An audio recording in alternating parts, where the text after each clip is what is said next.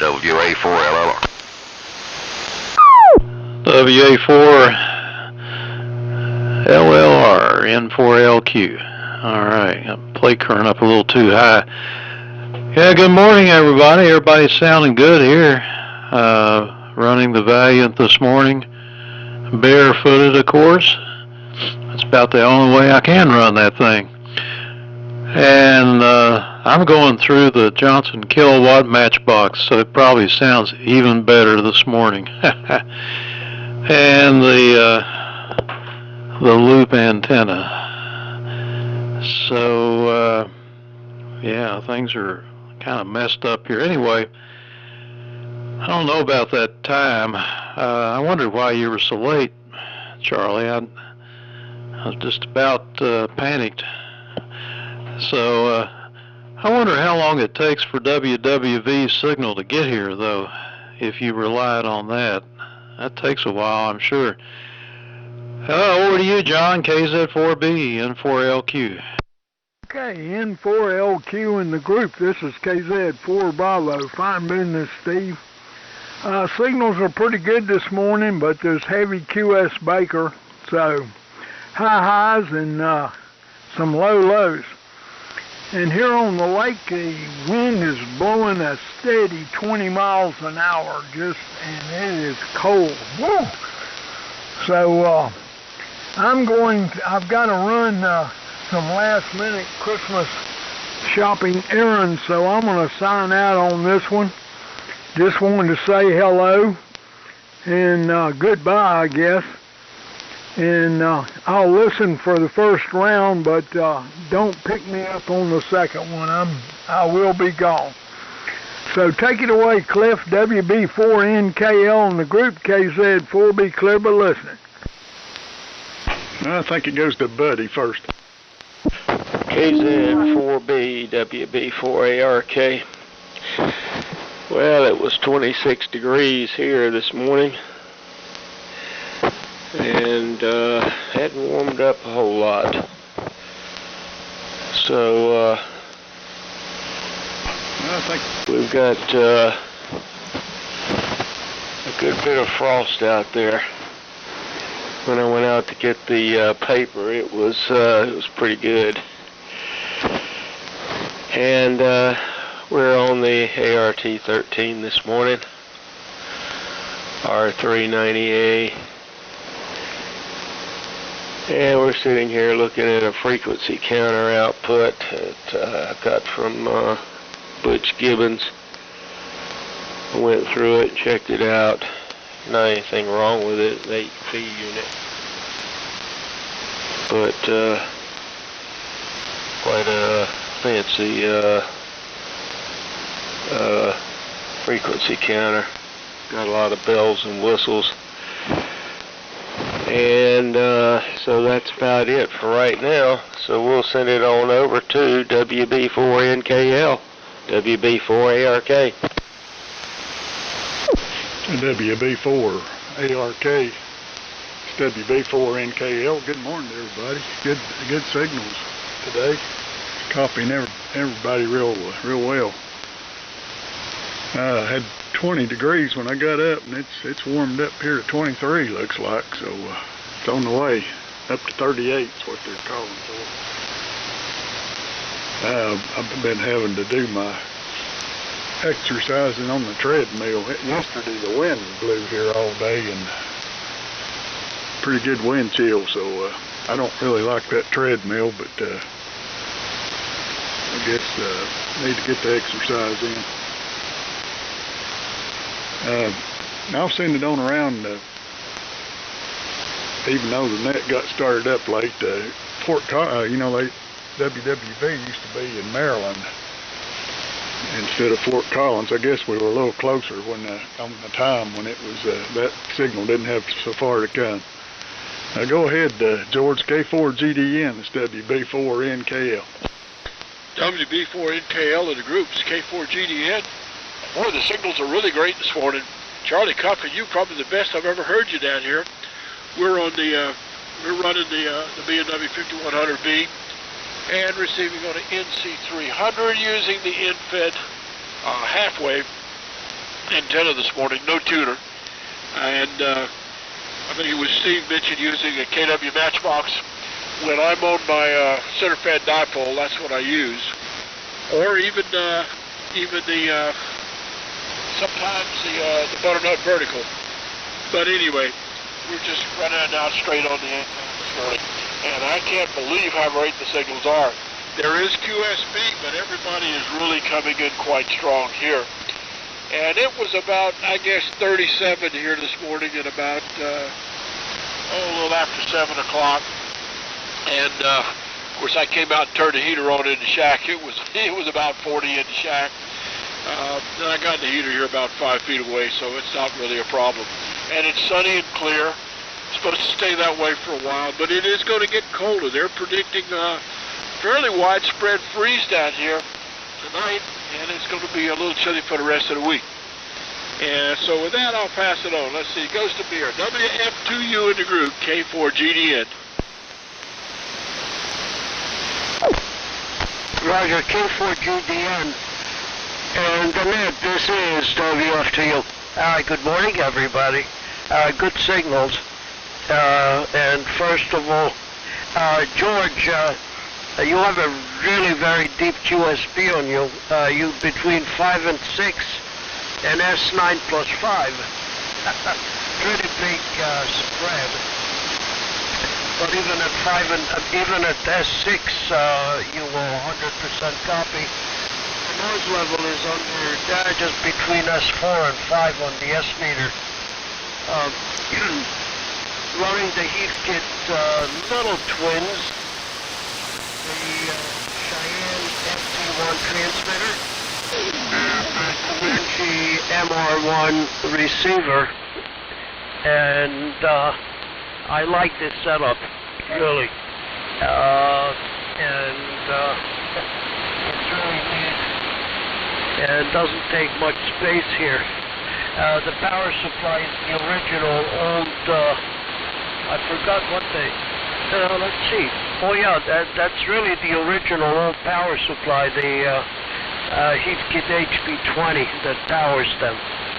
And the antenna is an 80 meter in-fed, about between 40, 45 or so. It's sloping a little bit, feet long. And, I mean tall. Between trees. And here is the report so far. Charlie, you are 15 over S9. Dave, 25 over 9. Steve, 20 over 9. John, KZ4B, I guess he signed out, so, but anyway, it was 10 over 9. Buddy's 20 over 9. Cliff, 20 over 9. And as I said, George is between 5'6" and 5'9". So with that, I'll give the rest of the group the report. Turn it over to me, Charlie. Next round. So, Glenn, go ahead. N4AK, WF2U. Now he did. Go ahead, Glenn. Yeah, all of a sudden he was fading out, just the way the band was going. WF2U, N4AK. Okay, on your rigs there, and when I started to write down Cheyenne, it occurred to me I didn't know how to spell it. I think it starts with a C, so next time, Mir, spell Cheyenne for us. Temperature over here at sunset this morning was 25 degrees, but it's now warmed up to 29 and it's sunny.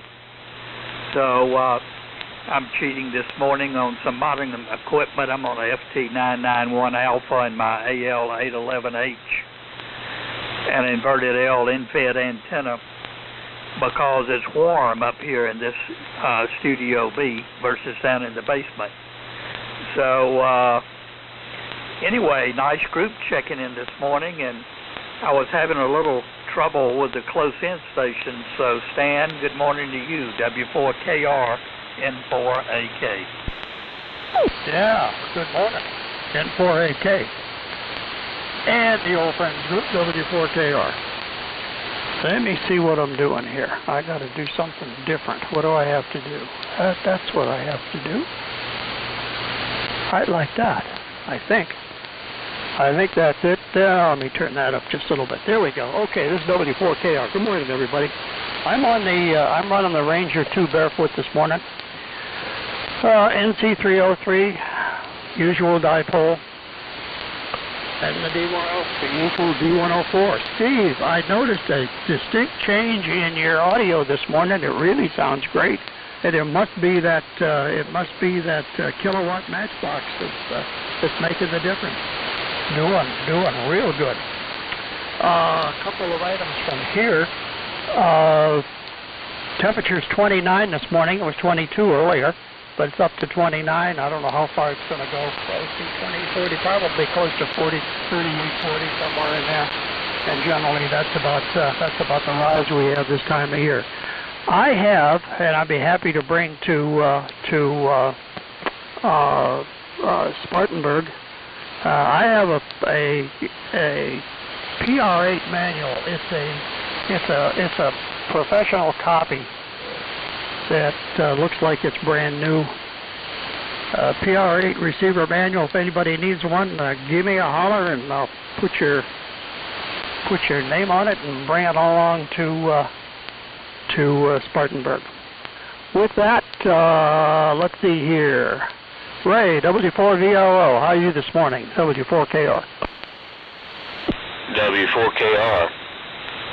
And the net, W4VRO. Well, good morning, Stan. I'm well, except for my voice. I have been sick, but I'm just about fully recovered. My voice is lagging the recovery a little bit. Good morning, Charlie, and all the net. Good weather this morning. At daylight, it was 30 degrees. It's still 30 degrees, but it's clear and bright and calm, and hopefully it'll warm up a little bit soon. Dave, I heard there was quite a significant disturbance on the sun Thursday of last week. Made the news.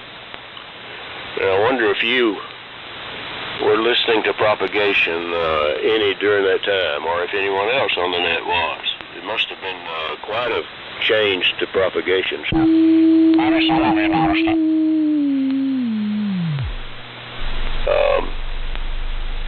Well, I'll keep it short this time.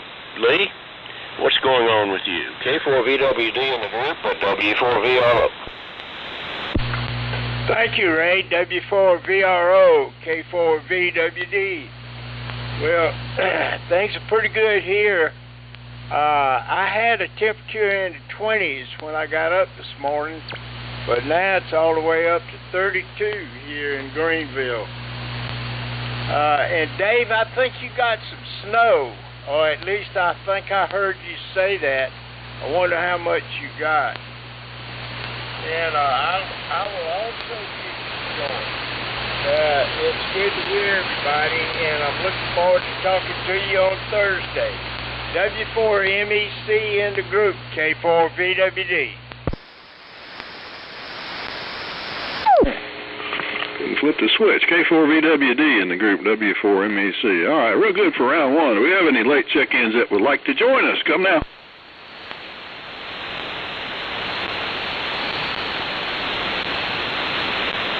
I didn't hear anything, so that's W4MEC and the old friends.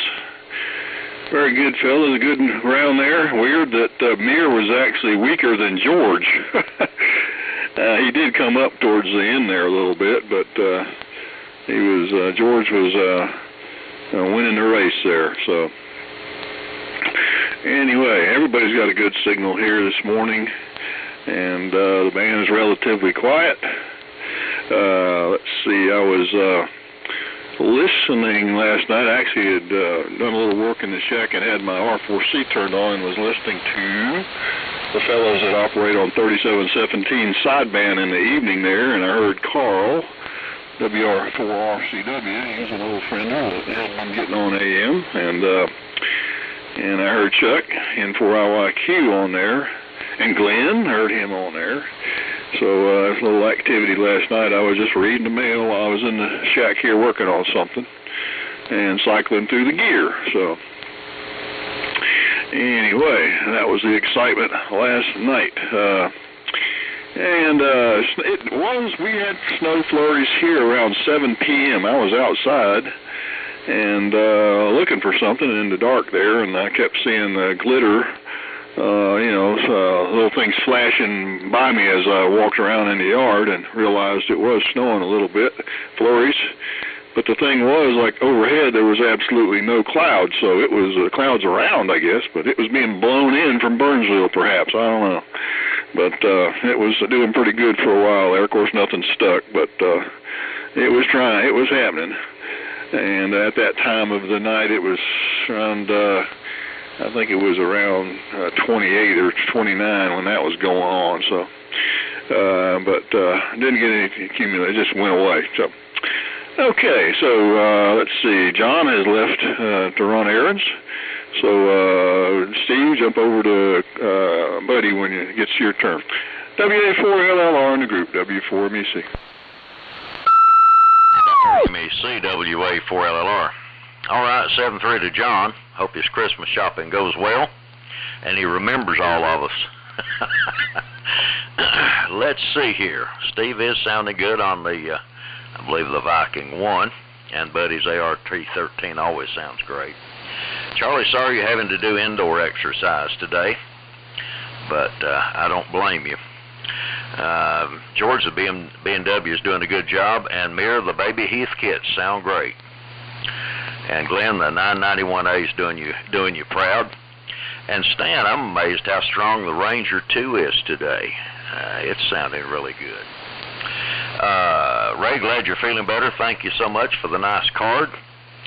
And yes, that was that event on the sun was the strongest flare we've had of this entire cycle, an X2.8, and it did some interesting things. The shock wave from it caused so much ionization in the ionosphere that it shut down everything for about, well, it depends. Some found it to be 30 minutes, and some said up to a couple of hours, depending on where you were. But the interesting thing about this one is it clobbered communication all the way up into the microwave range. Probably some GPS interference, but they had a tremendous noise burst that went up past 600 to 800 megahertz and higher. The instruments that they were using to monitor the solar noise only went to, some went to 600, some went to 800, and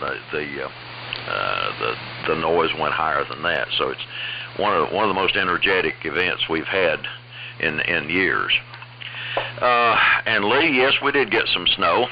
Not a lot. It came in just before dark, and it looked like it was really going to do something, because it's it started snowing when it was 39 degrees, and within 45 minutes the ground was white.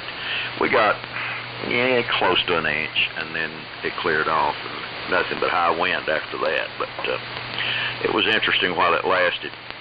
Well, let's see, our space weather today, sunspot count's 137, solar flux index is 161, and the K is 1.67. So the upper bands ought to be doing pretty good. Now, on this day in history, we had a few interesting events.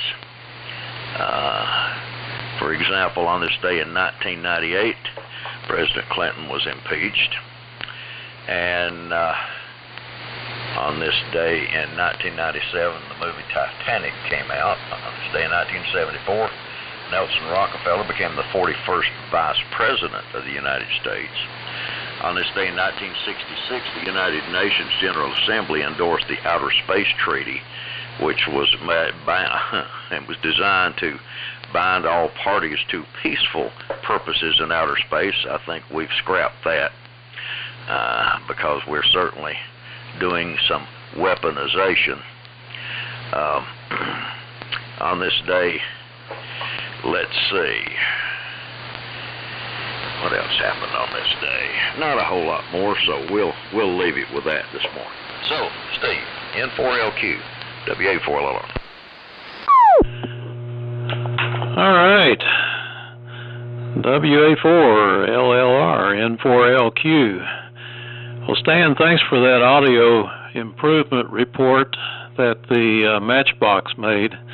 I knew it would have some effect because it's got two gigantic knobs. I guess that's for stereo. Anyway, it does definitely match the appearance of the Valiant here, so maybe that's part of it. Anyway, I think maybe I got a little bit too much audio here. Let me back that down some.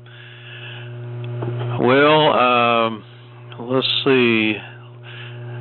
I was listening to Mir on his Cheyenne, and actually doesn't sound too bad, Mir. Coming in here okay. Not real strong, but you're making it.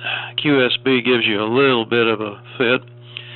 And I just happened to look up the theme song to the old Cheyenne Western TV show. It's on one of the stations here. I see it every now and then. And they've got this rather lengthy theme song that comes on with it, and it talks about, it mentions drifting quite a bit in that song. Drifting on, and when you settle down, where will you be? And I thought of Mir's transmitter, but you're really not drifting. That sounds excellent for a Cheyenne. Anyway, we had a good time last night. Yesterday afternoon, I fired up my Johnson Navigator, which, by the way, matches the Valiant and the kilowatt Matchbox in appearance. Got the old Navigator out. It's a CW only rig. Kind of looks like a miniature Ranger. Puts out 20 watts. It's got a single 6146 in the final, but it's only got like 300 volts on the plate, and it just doesn't muster a lot of RF. But I had a good QSO. I had two QSOs in a row with it, and I was on my bug, and ran into a friend of mine down in Florida who was running a brand new Elcraft K4 that he had bought. And he's one of these guys that buys everything that comes out, and he is very critical about everything and wants everything so. And he's got a 7610, ICOM 7610 also, and he said he's about ready to get rid of the Elcraft because the 7610 is better.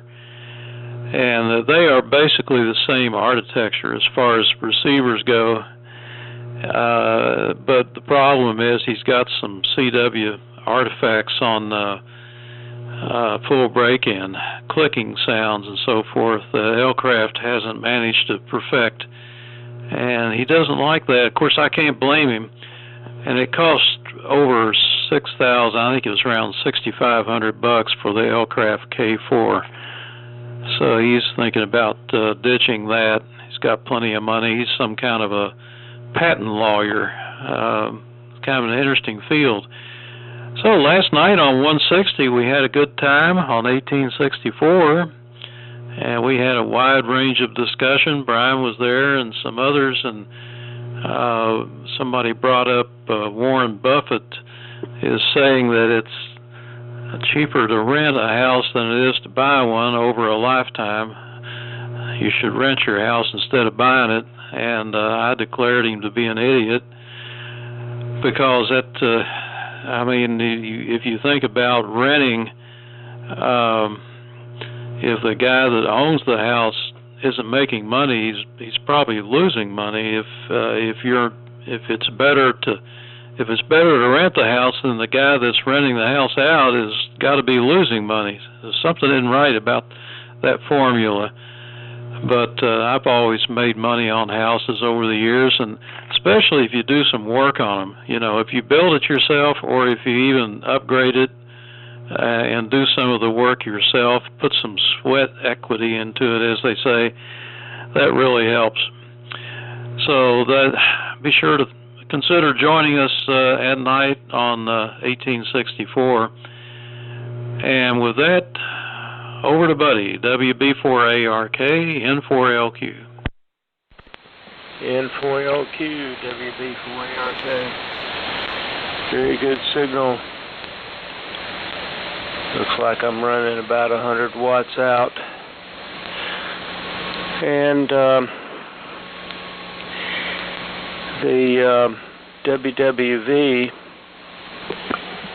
is an interesting story there. I got to visit WWV at Greenbelt, Maryland, the year just as they were getting ready to move to Colorado and Fort Collins, and I met two very interesting hams that operated the station at Greenbelt, and spent a little time there. Took some pictures of the equipment. It was aging quite profusely at that time. They had this microwave link that they had just recently installed down to the Goddard spacecraft spaceflight building, which was below their level. You would look down on top of it, and it was a clear sight all the way to the building. And they had a microwave link feeding their signal down there to that building. And that was Leo Hanya. I think his name is pronounced Hanya. WA3ADB, and another ham by the name of Frank, I think his name was Rosen, WA4IFD, who are all deceased at this time. And they gave me a complete tour of the building there and the antennas, and it was really a fantastic trip. The pictures I took are here somewhere. I'll have to dig them out, see if I can't make a little scrapbook. But yeah, it was a nice outing. So with that, I guess we'll turn it over to Cliff, WB4NKL, WB4ARK. And WB4ARK is WB4NKL. I couldn't remember the exact year they moved, buddy, but I remember I could pick them up, before they moved on I don't remember what frequency. I had it tuned to a crystal radio that come in pretty good in this area. Probably the 5 megacycle. I don't remember. I do remember when they moved, but I don't remember when it was. But I guess it was back in the late 60s, early 70s. I guess you know exactly since you went up, so might pass that along. Don't have too much here. I just say I think Billy KO4SSY is on his way up. He's bringing me a Gates 250 GY transmitter to play around with. So that should show up here about 12. So looking forward to visiting with him and checking out the new transmitter. So go ahead, George, if you can still copy. You were good the last go around, but the band sounds like it's fading some. K4GDN, it's WB4NKL. Okay, WB4NKL in the groups, K4GDN. QSB is beginning to pick up a little, and the band's beginning to weaken somewhat. But I'm still copying everybody okay. No problems all the way around. And like I say, here in Myrtle Beach is right clear. The conditions seem to be very good. hopefully they'll hold up for a while, at least until it warms up again and the humidity comes up. And speaking of equipment, I plan to come up to the January lunch, and I'm going to be bringing a couple of Hamiltons. I've got an HQ100.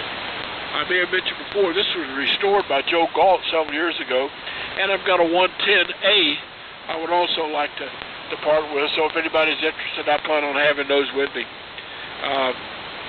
Anyhow, I'm going to say 73 on this one. I'm going to be doing a little bit of playing with my 30L1 this morning, checking the input alignment on it, making sure it's okay before I actually put it on the position and see what it will do. So with that, I'm going to say 73. Charlie, thanks for calling that. I'm going to listen to the any cases, any comments. So with that, coming to you, Mir, WF2U in the group K4GDN.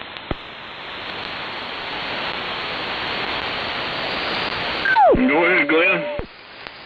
Okay, sorry I couldn't copy him. I thought Mir was next. Mir's next. Okay, George faded out. I'm sorry. Mir, go ahead. Sorry. K4GDN, this is WF2U. You faded out completely towards the end. You started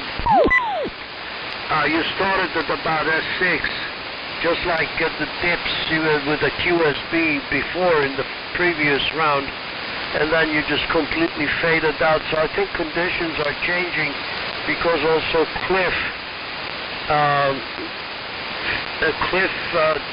was down about 20 dB from the previous round. But anyway, the noise level didn't change, it's just conditions that are changing.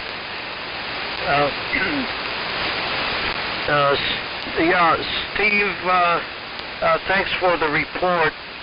And I didn't get on 160 last night. I didn't get out of the house to work that 150 feet from the house. The wind was howling, and I looked at the digital weather station. It was something like 20-25 miles an hour gust, and it was getting cold. I just didn't feel like getting out of the warm house and walking across. Besides, I thought maybe in case an antenna wire breaks and I'm transmitting, I didn't want to have a problem with the amplifier, knowing the price of that 3CX1200. Anyway, so I didn't go out, and the other thing, Glenn, to spell Cheyenne, Charlie Hotel Echo Yankee Echo November Echo. That's the transmitter, and the model number is just model MT Mike Tango 1. So that's the little mobile setup that looked like the small brothers of the Apache and the Mohawk. So anyway, and Ray, I'm glad you're feeling better. You sound good, and yeah, the weather was really cold this morning. We had 26 degrees about 6:30, and it went up. Right now it's a big 30 degrees. It's going to be even more than that when I finish the net here. But the sun is shining and the humidity is relatively low. So yeah, everybody sounds good otherwise. So Glenn, you pick it up, and oh yeah, report. Glenn, you were 20 over 90. The trickiest circle down to 10, 20 over 90.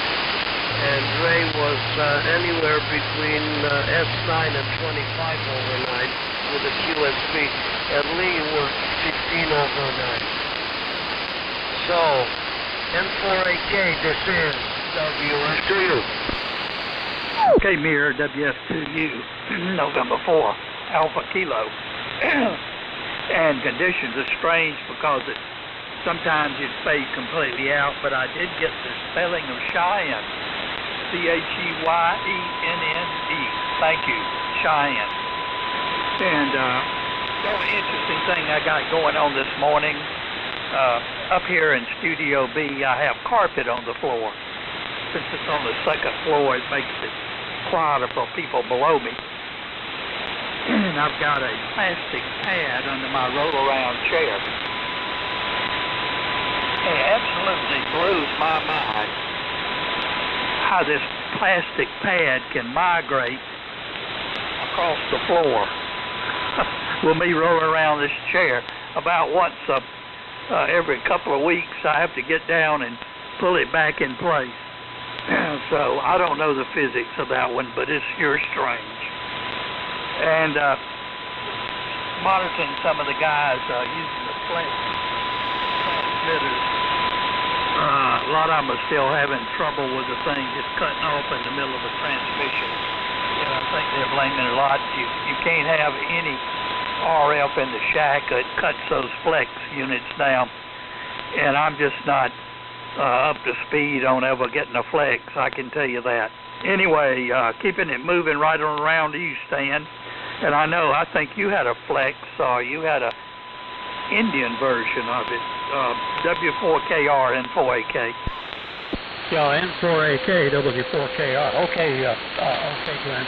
Well, what I have is the Apache Labs, the Apache Lab 7000 that I've had on here quite a while. I've had the thing about 3 years now, and I've never had a day's trouble with it. And I shouldn't say that because since I use that when I do the net control thing on Tuesday nights, one of these days it's liable to quit. But never had any trouble with it, and it's been a good performer.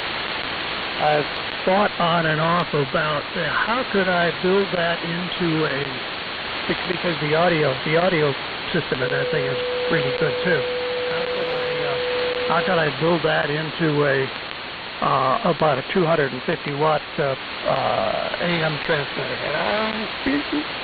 I've got about a half a dozen 4D32s here, and I look at them every once in a while, and I think about them, put them to work. You know, they're all new, and I want to hang on to them, but anyway, we'll see. Let's see. Steve, Steve, anything with a couple of big knobs on it is generally a pretty good performer. Put it that way. And that, and I guess the Matchbox fits in that category. Buddy, you mentioned microwave length, and that brought a memory up. When I was going through school, I worked. I was a part-time guy at WUOM, which was Michigan's FM outlet. They had was an interesting setup. The studios were on the top floor, which was the 5th floor of what was then the administration building at the University in Ann Arbor, and we had a microwave link. The transmitter and antenna site was about 15 miles northwest of Ann Arbor, on top of what's called Peach Mountain, and the 900 meg microwave system ran about 5 watts, and that's all it took to get a solid signal up to Peach Mountain. Up at the antenna, up at the transmitter site, they had a pair of 20 kilowatt RCA built transmitters fed a vertical antenna that was made by RCA. It was an experimental thing. RCA never went in the business. They made just a couple of them. There was one up in one there in Ann Arbor, and one out in Windsor, Ontario. That Channel 9 had, and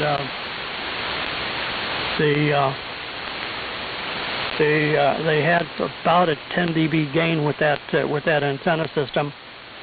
It operated on 91.7 megs, and 107 miles northwest of there, up in Grand Rapids, on the Channel 8 TV tower, they could pick off that 91.7 signal that was always solid copy, and retransmit it with a couple of with a pair of 10,000 watt transmitters in Grand Rapids that operated on 105.7. The transmitter and it was at the Channel 8 antenna site. The receive antenna were a pair of stacked Yagis at 1,100 feet, and they had the transmit antenna was at 800 megs or 800 feet, and from that, and that would cover the western half of Michigan. So they would have with the setup, they could cover 300, just about, well, not just about. They could cover the 300 miles from Lake Erie to Lake Michigan with the broadcast, all starting from Ann Arbor. That was an interesting gig. I pulled the Sunday rig, the Sunday morning gig that is putting the station on the air at the studio site. And I remember one morning getting a panicky phone call from the engineer up at Peach Mountain saying, hey, the 900 meg signal's fading away, something's haywire.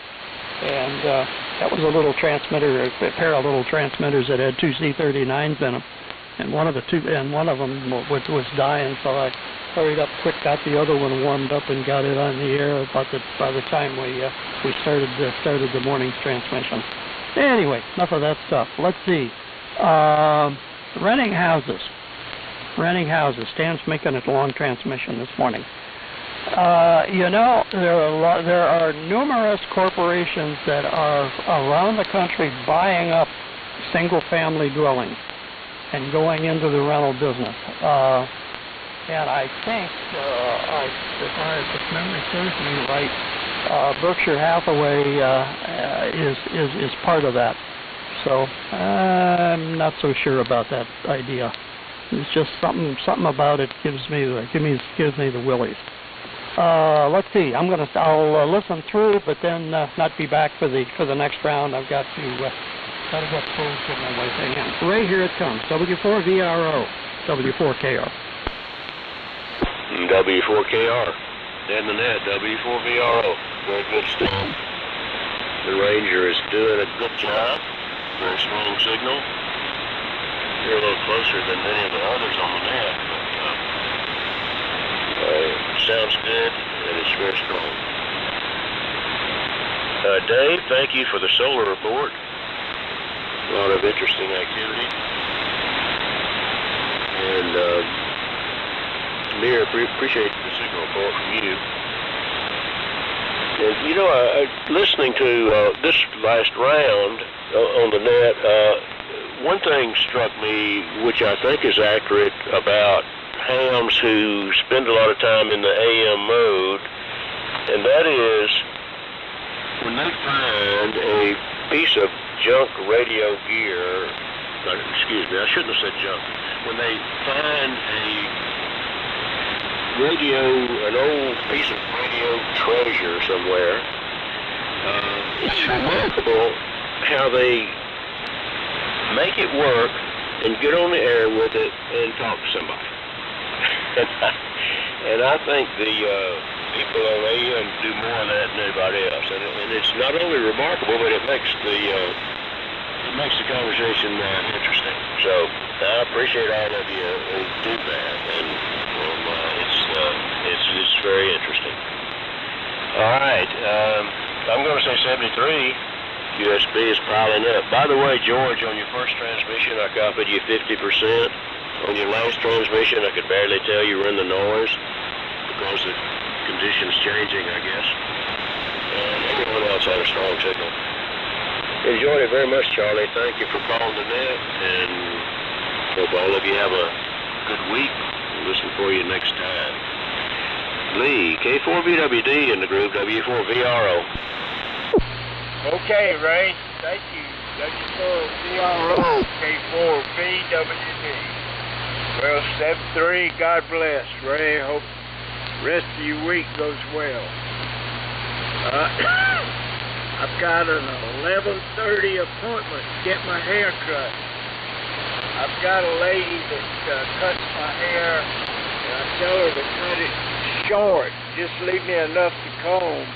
And boy, she does. There's not much left up there. And I can go a month.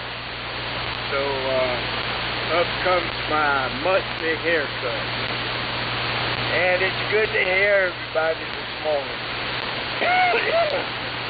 I still got a little bit of cough, but I think that's due to the fluid in my upper lung. So, but I haven't heard anything from the doctor yet. So I don't know what they're going to do. And I don't know that it matters. I'm still here, and this AF-68 and PMR-8 are doing just fine. And I think, Stan, that manual you got is for PMR-8 receiver. That's a multi-Elmac. So, I'm going to say 7-3, God bless. I got to go change some clothes, get off these rags, and put on something decent. So with that, Charlie, here she comes. Back to you. W4MEC, K4VWD. So long. Okay, Lee, K4VWD, and the old friends, W4MEC. Well, even Lee got some fade on them, so... A couple comment there that Stan was talking about the rental stuff, and North Carolina is trying to pass a law to stop people from buying up neighborhoods and converting them to Airbnb rental, and there's a spot down the road from us, and wasn't quite sure what was going on. The fellow built a huge Butler building with an office-looking thing and a huge two-car garage on it. I mean, like big enough for a tractor trailer to go in. That's tall, but not that deep. It turns out that he had bought all the homes in that particular area and was running a B&B business, or is running a B&B business. So, it's happening a lot apparently in North Carolina, and they're actively trying to prevent that because they're basically destroying neighborhoods and turning them into one-story motels. And a lot of people that live around them are not happy with that, you know, or if there are several homes that are bought within a community, they're not happy with that. So it is a sort of a problem, and hopefully they'll figure out how to deal with it. So we'll see. And it's long enough here. Let's see. Conditions are changing. I'm sure I'm fading. George went completely out on after I heard him say 73. He just kind of completely dropped out here. So we'll just call it a day and look for everybody on Thursday. And if anybody would like to comment about anything said in the last round, go ahead and throw it out there. But I think perhaps our conditions are shifting greatly here. So thanks for everybody that checked in. And I'll be closing the official net, but y'all can carry on as needed. W4MEC, shutting down the old friends net for a Tuesday. See you on Thursday, 7-3. Hey, Charlie. Go ahead, Stan. Yeah, that thing, that Airbnb phenomena was going on, started to go on up in Ann Arbor several years ago, and that's what was happening. And you go the Airbnb route, you can get probably what, financially you can get whatever you want out of it. They're not competitive with normal rentals.